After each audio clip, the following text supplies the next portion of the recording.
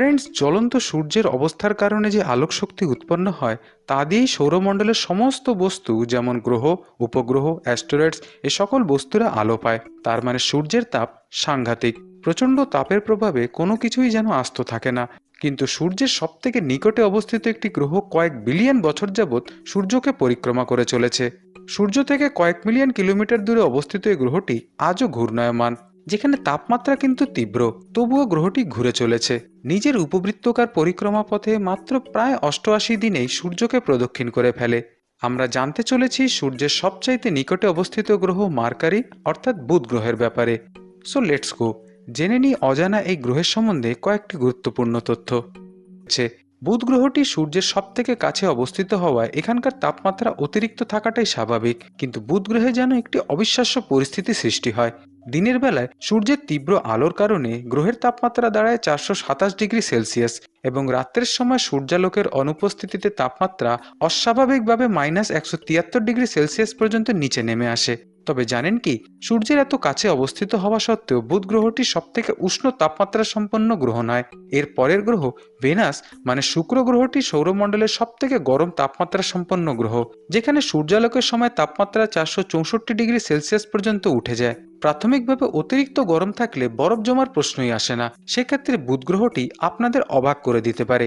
বিভিন্ন সময় উল্কাপিণ্ড বা অন্যান্য বস্তু বুধ গ্রহের পৃষ্ঠভাগে আছড়ে পড়েছে।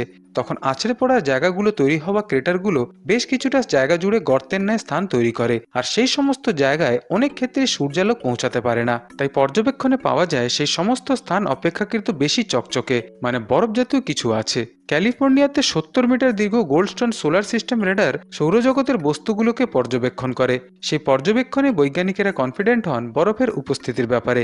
এর পরিমাণ পৃথিবীতে উপস্থিত আন্টার্কটিকে অবস্থিত বরফের চাদরের পরিমাণের কাছাকাছি।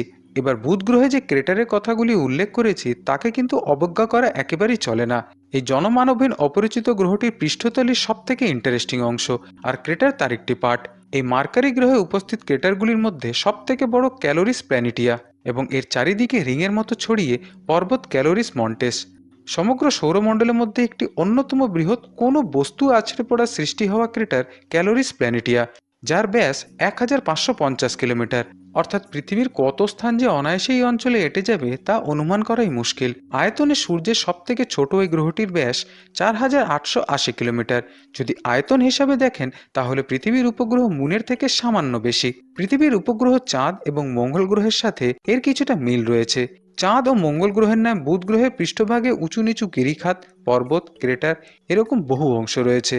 তবে অপেক্ষাকৃত ক্ষীণ বায়ুমণ্ডল এক্সোস্ফিয়ার সূর্যের তাপমাত্রাকে প্রতিহত করতে পারে না। তার কারণেই এখানে প্রচণ্ড তাপমাত্রা থাকে। গ্রহটির বাইরের ভাগ পুরোপুরি পাথুরে এবং ভিতরের ভাগ লাভাতে পূর্ণ। তীব্র ম্যাগনেটিক ফিল্ডের কারণে বুধ গ্রহে সূর্য থেকে নির্গত সোলার উইন্ড অনায়াসেই গ্রহের চারিদিকে ছড়িয়ে যেতে পারে এবং কোর ভাগে উপস্থিত গলিত লাভা ইনট্যাক্ট থাকে।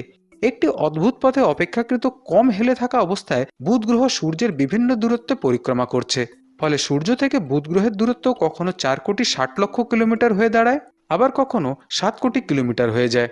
এই রকম বহু তথ্য মেসেঞ্জার স্পেসক্রাফট গ্রহটির ব্যাপারে জোগাড় করেছে। পরবর্তীকালে বুধ গ্রহের সম্বন্ধে আরও স্পষ্ট ধারণা পাওয়ার জন্য ইএসএ এবং জাপানি স্পেস এজেন্সি মিলে বেপি কলম্বো নামের একটি মিশন লঞ্চ করেছে।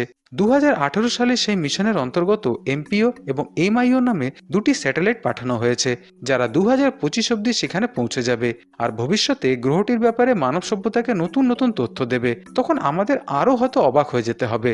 সুতরাং ফ্রেন্ডস, আজকের বুধ গ্রহের তথ্যটি এখানেই ইতি করলাম। আশা করছি আপনাদের ভালো লেগেছে। সকলে ভালো থাকবেন, তাহলে আবার দেখা হবে। ধন্যবাদ।